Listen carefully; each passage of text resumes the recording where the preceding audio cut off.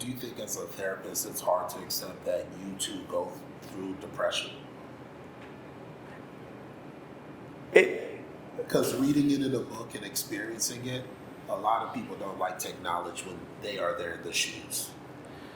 I'm a type of person though, man. I'm always self-evaluating myself. Okay. I'm super hard and critical on myself anyway, by nature. Once I accepted that that's what was going on, that's what it is. So it's not hard for me to acknowledge that. I can look in that book and recount all those times like, yeah, you was depressed right there. You was angry right there. You was anxious, but you was depressed right there. Yeah. That's fine. I think that's the beauty. We can stop acting like therapists is like these robots and perfect human beings. Some of us do come from like that work that's stuff that our own stuff we struggle with, and we want to kind of work and help people, heal from that type of stuff. But we're not absolved from any of these mental illnesses or mental health struggles. We're not absolved just because we got some credentials. You know what I'm saying? Yeah. We're not absolved from that. And I think we have to kind of piece that together. One of the things I had to accept about myself, because I always have said, oh, well, Trey, you had a good life. And Trey, it wasn't that bad. You had both parents. Yeah, they divorced, but you've seen this, you've seen that. It was fine. It wasn't like somebody else's life who was much worse. They did that. So I just try to say, well, to downplay my experience, because I'm like, I'm not, at least I'm not this, I'm not going through that. And that person is having a rough time in life. Yeah. So they should get more to glory, more everything like that.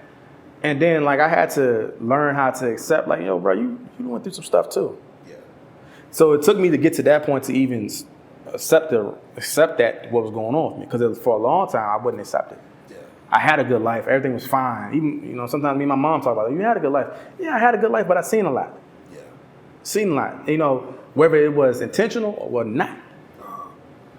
And learning to accept that my experience is still my experience. I'm not devaluing somebody else's. I'm not putting anybody else's down or doing whatever. My experience, my experience. So let me share that, and you can take it how you want to. Like I said, going back to the basketball thing, I wasn't no big name athlete, but I could hoop. But that's still my experience. Yeah. It's still my experience though, and it affected me. So I had to get to that level too to accept it. So emotionally, who would you say you were before writing the book, and who are you now emotionally, looking back? Depending on which year it is. Because this book doesn't change me emotionally. Okay. Never. It doesn't change me emotionally. So you've accepted who you are? Yeah. Okay. Mm-hmm. That's part of kind of that finding that piece is accepting who I am. 2018 changed me emotionally. Okay. You know what I'm saying? So these different major losses. Yeah, the major losses changed me emotionally. And you see that in the book. That's what changed me emotionally. The book didn't.